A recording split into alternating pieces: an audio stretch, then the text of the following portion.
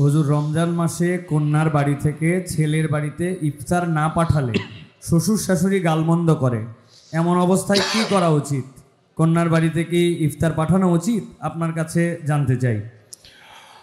ভাইরা আমার, আমাদের সমাজে বহুল প্রচলিত বহুল প্রতিষ্ঠিত কুসংস্কারগুলোর মধ্যে থেকে একটি হলো এটি যে মেয়ের বাবার বাড়ি থেকে রমজান আসলে ইফতারের বিভিন্ন আইটেমের জন্য ছেলে, ছেলের মা, ছেলের বাবা, ছেলের গোষ্ঠী, ছেলের বিভিন্ন মহিলারা, ওই ফ্যামিলির তারা অপেক্ষায় থাকে। আল্লাহর জমিনে যদি 10টা নিকৃষ্টতম ছোট লোকই থাকে, তার একটা হলো এইটা। যুবক ভাইরা, কোন যুবক হাত তুলে বলতে পারবেন যে আমার শ্বশুরবাড়ি থেকে রমজান উপলক্ষে এরকম কোন ভিক্ষাবৃত্তি আমরা করতে দেই নাই? বলতে পারবেন কেউ? দেখি কার কার বুকে পাঠা বলা আছে, হাত তোলেন। হয় নাই যাদের। বাবাজি আপনি হাত তুলছেন, আপনাদের আমল তো এগুলো ছিলই না। আপনি হুদাই ক্রেডিট নিচ্ছেন কেন? এগুলো তো নতুন, আমাদের দেশে নতুন ফিতনা শুরু হয়েছে। এই দাঁড়িয়ালা ভাই, আপনি হাত তুলছেন কি বুঝা? বলেন বলেন কি বুঝে হাত তুললেন? আপনার শ্বশুরবাড়ি থেকে ইফতার আসে নাই? হ্যাঁ, আসে নাই? বিয়ে করছেন? হ্যাঁ, বিয়ে করছেন, শ্বশুরবাড়ি থেকে ইফতার আসে নাই? গরিব তারা, মানে কারণ কি? ভাইয়েরা আমার, এদেশ থেকে যৌতুককে ওলামায়ে কেরাম মিম্বর থেকে, মাহফিলের মঞ্চ থেকে ঝেঁটিয়ে বিদায় করেছেন আলহামদুলিল্লাহ। যৌতুকের অভিশাপ থেকে এদেশকে মুক্ত করেছেন ওলামায়ে কেরাম। এক চেটিয়া অবদান এদেশের ওলামায়ে কেরামের এই কাজটা।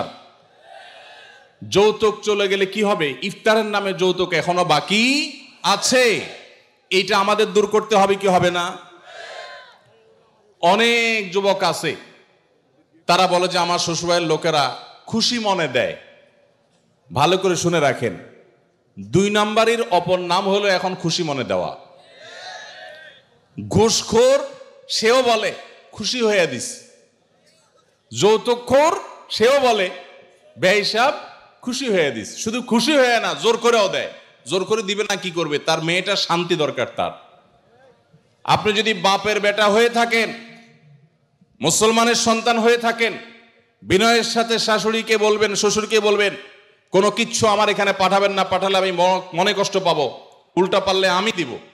একটা কথা আমি সবসময় বলি ভাই, একটা মেয়েকে কষ্ট করে গর্ভধারণ করা, জন্মের পর থেকে নিয়ে তাদেরকে পড়ালেখা ভরণ পোষণ দিয়ে বড় করে যখন সে সার্বিকভাবে একজন পূর্ণাঙ্গ মানুষে পরিণত হয়েছে, সুশিক্ষিত হয়েছে, সুস্থ সবল হয়েছে, সুঠামদেহী হয়েছে, তখন তাকে ছেলে পক্ষের হাতে তুলে দেয়।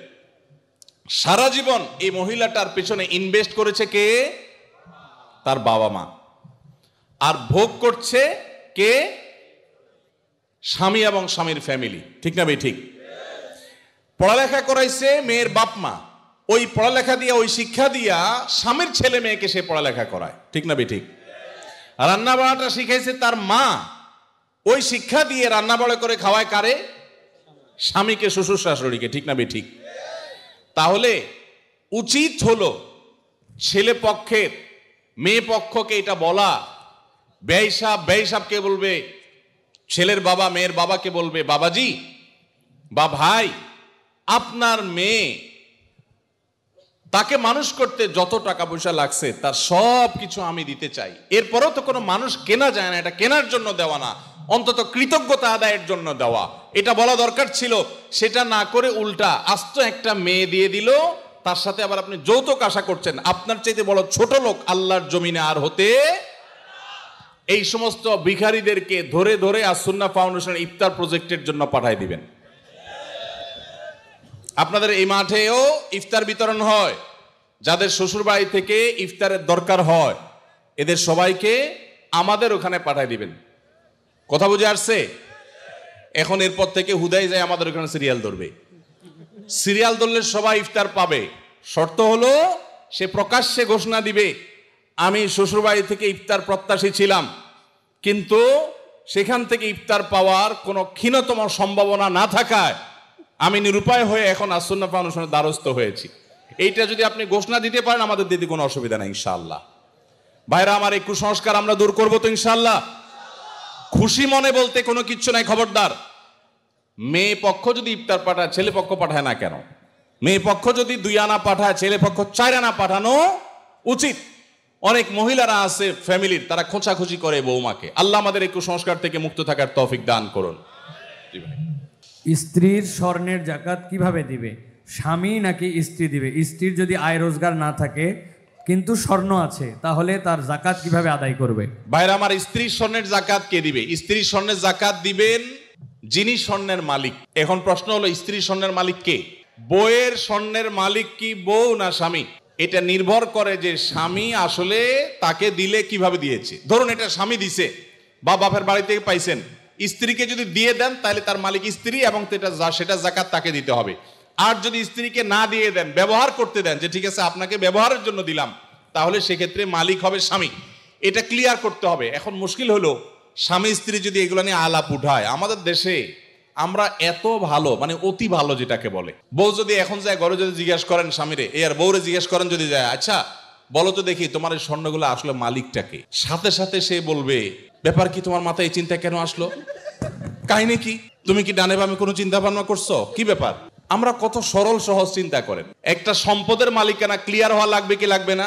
স্ত্রীকে যদি জিজ্ঞাসা করেন, আচ্ছা তোমার যে স্বর্ণগুলো আছে এগুলো আসলে মালিক কি তুমি না আমি, কে? যদি স্ত্রী মালিক হয় তাহলে স্বর্ণের জাকাত স্ত্রীকে দিতে হবে। আর যদি আপনি স্ত্রীকে ব্যবহার করতে দেন, বলেন যে তুমি ব্যবহার করো, আমি চাইলে যে কোনো সব বিক্রি করে ফেলবো, তাহলে সেক্ষেত্রে আপনাকে জাকাত দিতে হবে। এখন মুশকিল হলো, বেশিরভাগ ক্ষেত্রে এই সমস্ত ইস্যুতে আমরা চিটারি করি অনেকে। কিভাবে? স্ত্রীকে দিছে, তার ধান্দা আছে বিদেশে যাওয়া লাগলে ভিসা পাওয়া গেলে বিক্রি করে দিবে, ওইটা বললে তো বউ খেপে যাবে, এই জন্য ডাইরেক্ট কিছু বলে না, পাম্পটে দিয়ে হুদাই মিশা কথা বলে তারে খুশি করে। আবার যখন দরকার হয় তখন যা বিক্রি করে ফেলে, আছে না নাই? তো এই 2 নাম্বারই করা চলবে না, ক্রিস্টাল ক্লিয়ার হতে হবে। আরবিতে একটা প্রবাদ আছে, তাআমালু কালা জানিব ওয়া তাআশারু কালা কারিব। আর্থিক লেনদেন হবে অচেনা মানুষের মতো, আর সাধারণ আচার আচরণ হবে সবার সাথে চেনা মানুষের মতো। এই জন্য ক্লিয়ার করবেন। এখন প্রশ্ন হলো, স্ত্রী যদি স্বর্ণর মালিক হয়, উনি কোত্থেকে জাকাত দিবেন? তার তো উপার্জন নাই। উত্তর হলো, তিনি প্রয়োজনে স্বামীর থেকে নিয়ে দিবেন। স্বামীকে রিকোয়েস্ট করে বলবেন, তুমি আমারটা আদায় করো, যে কোনো ভাবে করবেন, বা স্বর্ণের কোনো একটা অংশ সেল করবেন, কোনো না কোনো ভাবে তাকে জাকাত আদায় করতে হবে। স্বর্ণের মালিক মানে তিনি ধনী, অতএব প্রয়োজনে স্বর্ণের কিছু অংশ বিক্রি করে হলেও তাকে জাকাত দিতে হবে। তবে স্বামী যদি আদায় করে, জাকাত আদায় হয়ে যাবে, স্ত্রী যদি সেটা জানে যে উনি আদায় করছেন। কাউকে কর্জে হাসানা হিসেবে টাকা ধার দিলে সেই টাকার কি জাকাত দিতে হবে? কারণ সেই টাকা কখন পাবো অনিশ্চিত। ভাইরা আমার, অনেক দরকারি একটা প্রশ্ন।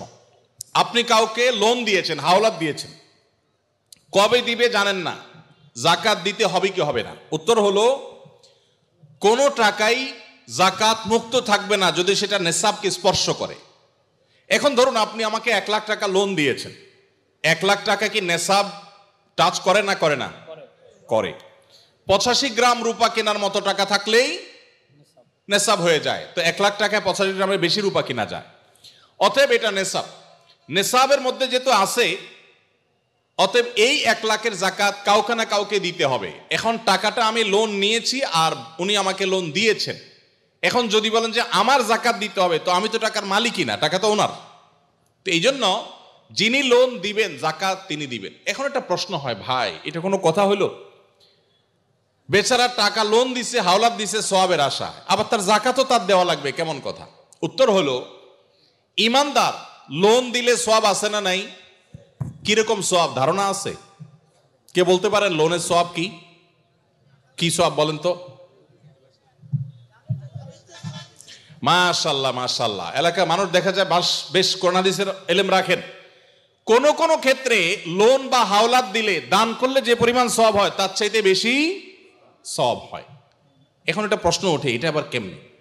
দান করে দেওয়া মানে তো একসাথে দিয়ে দেওয়া, লোন দেওয়া মানে তো দিলাম আবার নেওয়ার জন্য, তো সওয়াব আবার বেশি কিভাবে হয়? সেটার ব্যাখ্যা হলো, ধরেন ওনাকে আমি 10 টাকা দান করলাম, ওনার দান দরকার, কিন্তু ওনার দানটা কেন দরকার? উনি এই 10 টাকা দিয়ে একটা কলা খাবে, যেটা আসলে তার এমন কোনো আহামরি প্রয়োজন নাই, এটা না খাইলেও তার চলে, পেট ভরা আছে। এখন একটা কলা খাইতে মন চাইছে, টাকা নাই, আমি 10 টাকা তারে সাদাকা করলাম, দান করলাম। এই দানের চাইতে ওনার দরকার হলো লোন, এমন লোন যে লোন দিয়া তার জীবন রক্ষা হবে, কঠিন কোনো কাজ হবে। এখানে এই দানের চাইতে এই লোন দিলে সেটা সওয়াব আল্লাহর কাছে বেশি হবে। আরো বিভিন্ন ব্যাখ্যা হাদিসের আছে। এই জন্য ভাইরা, লোন যে দিবে সে তো সওয়াব পাবে, বিধায় জাকাত দেওয়ার কারণে তার যে টাকা কমতেছে এতে তার হারাবার কিচ্ছু নাই, এই জন্য তাকেই জাকাত দিয়ে যেতে হবে। এখন কথা হলো পাওয়ার সম্ভাবনা নাই। যদি এমন হয় যে পাওয়ার সম্ভাবনা, তাহলে জাকাত আপনাকে এখন দিতে হবে না, একসাথে পাইলে যে বছরে জাকাত দেন নাই সেগুলো দিতে হবে। আর যদি কখনো না পান তাহলে না দিলে কোনো গুনাহ হবে না।